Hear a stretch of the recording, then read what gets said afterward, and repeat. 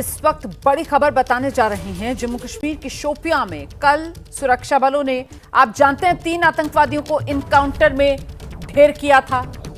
अब खबर ये, इन आतंकवादियों के पास से भारी तादाद में हथियार बरामद हुए हैं। बड़ी तादाद में हथियार, गोला बारूद इन आतंकवादियों के पास से बरामद हुआ। ये देख लीजिए जरा, देखिए जरा किस तरीके के मंसूबे इन आतंकवादियों के पास साथ थे। ये आतंकवादी किस तरीके के हथियार लेकर भारत में मौजूद थे। जम्मू कश्मीर के शोपियां में इन आतंकवादियों को कल सुरक्षा बलों ने ढेर किया। और ये आप देख रहे हैं, बॉम्ब्स नजर आ रहे हैं इनके पास, ये हैंड ग्रेनेड्स जो ये लेकर अपने साथ चल रहे थे। हथियार इनके पास थे और भारत में किसी नापाक साजिश को अंजाम देने के मंसूबे से ये शोपियां में छिपे बैठे थे। शोपियां के जंगलों में ये इनकाउंटर जो कल हुआ, 3 आतंकवादी ढेर और इन आतंकवादियों के पास से ये असला है जो बरामद हुआ है। ये गन्स हैं, आपको नजर आ रही हैं, ये देखिए, ये गन्स नजर आ रही हैं यहां पर।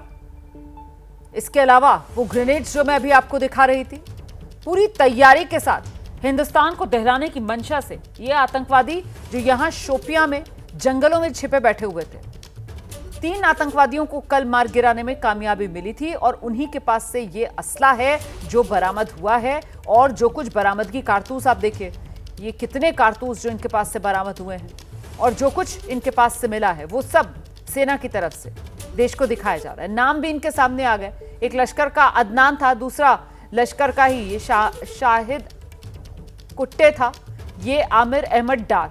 तो ये वो 3 आतंकवादी, अदनान, अहमद आमिर डार और शाहिद कुट्टे, ये इन 3 आतंकवादियों के नाम जो सामने आए। इनके चेहरे भी मैं आपको दिखा रही हूं। यही वो आतंकवादी शोपियां में जंगलों में छिपकर बैठे हुए थे, वहीं पर सुरक्षा बलों ने इन्हें ढेर किया और इनके पास से जो असला बरामद हुआ है वो अब आपके सामने टेलीविजन स्क्रीन पर आप देख रहे हैं। वो हथियार जो इन आतंकवादियों के पास से बरामद हुए हैं और इससे अंदाजा लगाना मुश्किल नहीं किस तरीके की बड़ी साजिश को अंजाम देने के लिए हिंदुस्तान में ये आतंकवादी तैयारी कर रहे थे। तो मुस्तैदी इन सुरक्षा बलों की, इसी की बदौलत इन आतंकवादियों का खात्मा हो पाया। शोपिया के जंगलों में इनको ट्रेस किया गया था। शोपिया के जंगलों में संदिग्ध लोगों को देखे जाने की खबर सेना को मिली थी और उसी के बाद इस ऑपरेशन को सेना ने आगे बढ़ाया। घेराबंदी की गई, पूरे के पूरे जंगल को सेना ने खंगाला और उसी दौरान मुठभेड़ जिसमें ये तीनों आतंकवादी ढेर। सीधे आपको लेकर चलेंगे, हमारे साथ हमारे सहयोगी आसिफ कुरैशी इस वक्त मौजूद हैं। आसिफ, ये 3 आतंकवादी जिन्हें कल ढेर करने में सेना को कामयाबी मिली थी, ये तो कोई बड़ा मंसूबा लेकर हिंदुस्तान में पूरी तैयारी के साथ मौजूद थे। जो असला इनके पास से बरामद हुआ है उससे तो यही संकेत मिल रहे हैं। आसिफ, बिल्कुल, कल देर शाम ही ये फोटोग्राफ्स जो पहले थे, जो घटनास्थल से सुरक्षा बलों को हथियार मिले थे, वो रिलीज किए गए थे और आज जो प्रेस वार्ता होनी थी उसमें इस हथियार के बारे में सुरक्षा बलों की तरफ से, खासतौर पर सेना की तरफ से जानकारी भी मिल जाती, लेकिन किन्हीं कारणों से वो प्रेस वार्ता नहीं हो पाई। लेकिन जो हथियार इनके पास से मिला है वो काफी भारी मात्रा में है और इतनी भारी मात्रा में हथियार आमतौर पर जो सक्रिय मिलिटेंट्स है वो लेके नहीं जाते।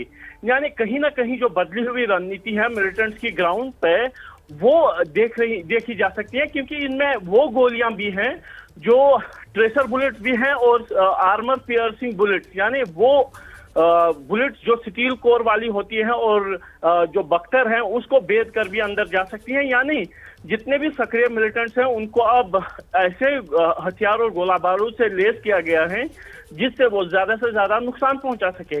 और खास तौर पर इन हथियारों में जो मिले हैं, जिनमें बड़ी मात्रा में मैगजीन है, तकरीबन 9 से 10 मैगजीन है, 3 ग्रेनेड हैं, 2 AK-47 राइफल्स हैं, खाने पीने का सामान है और वो 2 कम्युनिकेशन डिवाइसेस भी मिले थे जिनकी मदद से बिना सिम कार्ड के एक फोन को वायरलेस सेट से मिलाकर उसको एक हाई फ्रीक्वेंसी सेट बनाया जा सकता है, जिससे ना सिर्फ SMS भेजी जा सकती हैं बल्कि छोटी साइज के ऑडियो और वीडियो मैसेजेस दोनों भेजे जा सकते हैं।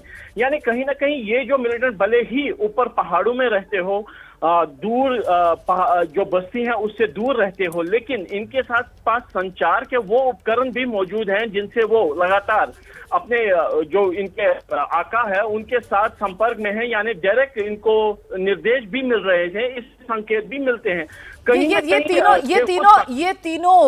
ये तीनों जो हैं वो भारतीय हैं या इनमें से कोई विदेशी भी है? जी नहीं, तीनों की पहचान जो है वो स्थानीय युवकों के तौर पे हुई है, और जो 14 सक्रिय मिलिटेंट्स की लिस्ट पहलगाम बाईसरन हमले के बाद पुलिस की तरफ से जारी की गई थी उसमें इन तीनों के नाम हैं। और ये भी बता दूं कि जब कार्रवाई हुई थी तो तीनों के मकान कार्रवाई में ध्वस्त किए गए थे, जो विस्फोटकों से उड़ा दिए गए थे। तो इनमें उन 14 सक्रिय मिलिटेंट्स की लिस्ट में ये तीनों भी मौजूद हैं, जो नंबर 3, 11 और 9 पे मौजूद हैं इस लिस्ट में, जो कि पुलिस की तरफ से जारी की गई थी। और यही ज्यादा जानकारी आज सेना की तरफ से भी दी जानी थी, लेकिन कुछ वरिष्ठ अधिकारियों के अनुपस्थित होने के चलते प्रेस वार्ता को अंतिम क्षणों पर जो है स्थगित करना पड़ा था। लेकिन जो भारी मात्रा में हथियार और गोला बारूद इन तीनों मिलिटेंट से केलर के ऊपरी इलाके में जंगलों में मिला था, उसको जो है मीडिया को दिखाया गया, जिससे साफ संकेत मिलते हैं कि कितनी बड़ी मात्रा में हथियार लेकर जो सक्रिय मिलिटेंट हैं इस समय कश्मीर की पहाड़ियों में घूम रहे हैं।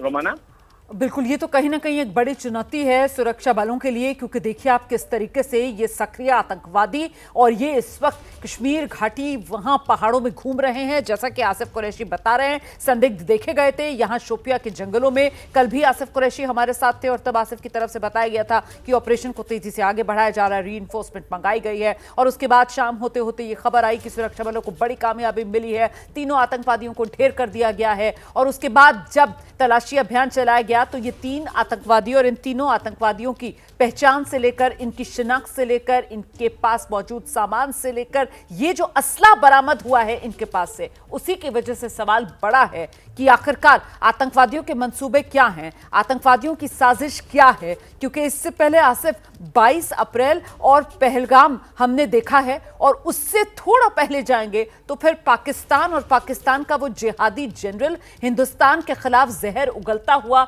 उसको देश दुनिया ने सुना है। तो ये सारी की सारी क्रोनोलॉजी, एक तरीके से क्रम जो है वो जुड़ता हुआ यहां पर नजर आता है आसिफ।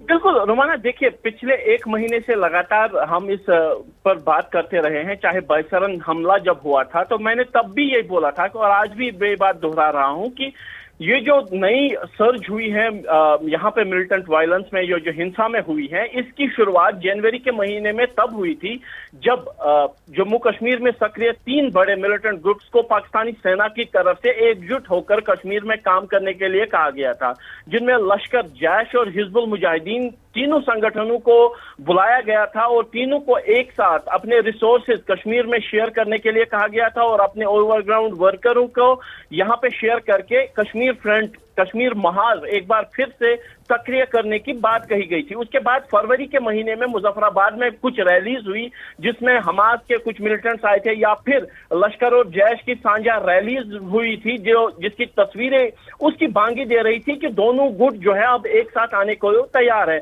और उसके बाद जब 16 अप्रैल के आसपास जब पाकिस्तानी सेना प्रमुख ने अपना वो बयान दिया था, अपना वो भाषण दिया था जिसमें 2 नेशन थ्योरी की बात कही गई थी, कश्मीर की बात कही गई थी, और कश्मीर में चलने वाले जिसको वो आजादी की तहरीक उनके शब्दों में था, और या फिर जो यहाँ पे सक्रिय मिलिटेंट्स हैं उसका समर्थन की बात कही थी। और उसके चंद दिनों के भीतर ही जम्मू क्षेत्र में 2 बड़े हमले हुए थे, जिसमें कठुआ और बसौली का हमला था, जिसमें जम्मू कश्मीर पुलिस के 4 जवानों की शहादत हुई थी और अन्य घटनाएं हुई थी। और उसके तुरंत बाद जो है 22 जो है अप्रैल को जो घटना बाईसरन में घटी, जिसने दोनों देशों को जंग के पूरी जंग के मुहाने पे ले लिया था। हालांकि 3 दिनों तक दोनों देशों के बीच, दोनों देशों की सेनाओं के बीच द्वंद्व भी हुआ, जिसमें बड़ी संख्या में लोग हताहत हुए। हमारे तरफ अगर देखें तो बाईसरन से लेकर अब तक 60 से करीब जो है लोग, जिनमें टूरिस्ट थे, सरहदी इलाकों में रहने वाले लोग थे और कुछ सेना के जवान भी हैं, उनकी मृत्यु हो गई। पाकिस्तान को कितना नुकसान हुआ उसका आंकलन तो वो कर रहे हैं, जो उन्होंने बोला है उससे कई गुना ज्यादा जो है उनको नुकसान हुआ है। लेकिन इस पूरे घटनाक्रम की शुरुआत जनवरी के आसपास ही हुई थी, जब 3 मिलिटेंट संगठनों को कश्मीर में एक साथ काम करने की बात सामने आई थी। और अभी भी खुफिया एजेंसियों का ये कहना है, ये मानना भी है कि हाल फिलहाल के दिनों में जिस तरीके से दोनों देशों की सेनाओं के बीच सरहदों पर द्वंद्व हुआ, उसके चलते जो काफी ज्यादा फॉरवर्ड पोस्ट थे जिनसे उन इन्फिल्ट्रेशन के रूट्स पर नजर रखी जाती हैं, जहां से घुसपैठ होती हैं, उनको खाली करना पड़ा था, क्योंकि वो ऐसे इलाके पे मौजूद थे जहां पे उनको दुश्मन निशाना बनाया जा सकता है। इसीलिए आशंका ये जताई जा रही है कि उस गोलीबारी की आड़ में हो सकता है कि कुछ लॉन्च पैड पर जो मिलिटेंट्स थे वो घुसपैठ करके कश्मीर घाटी में आने में सफल रहे हो, या इस तरीके से सरहद के पास आ चुके हो। तो इसीलिए अब एंटी इंसर्जेंसी ऑपरेशंस पे ज्यादा जोर दिया जा रहा है कश्मीर घाटी में, जबकि अब जो बॉर्डर्स हैं वो शांत हो गए हैं, सीज फायर हो गया है, इसीलिए एंटी इंसर्जेंसी ऑपरेशंस बढ़ाए जाएंगे, इस बात के भी संकेत हैं। और कल जिस तरीके से शोपियां के कलर में ये मुठभेड़ हुई, ये उस ऑपरेशन की शुरुआत की भांगी है, जिसमें इतनी बड़ी मात्रा में हथियार भी मिला और 3 स्थानीय मिलिटेंटों को सुरक्षा बलों ने मार भी गिराया। बहुत शुक्रिया आसिफ इस तमाम जानकारी के लिए। तो देखिए, बड़ी कामयाबी सुरक्षा बलों को मिली है। जिस तरीके के हथियार, असला इन आतंकवादियों के पास से बरामद हुआ, अंदाजा लगाना मुश्किल नहीं कैसे इन्होंने भारत के खिलाफ मंसूबे बना रखे थे, और इससे पहले ये उसे अंजाम दे पाते, इन्हें सेना ने खत्म कर दिया। हम आगे बढ़ रहे हैं, अगली खबर का मेरे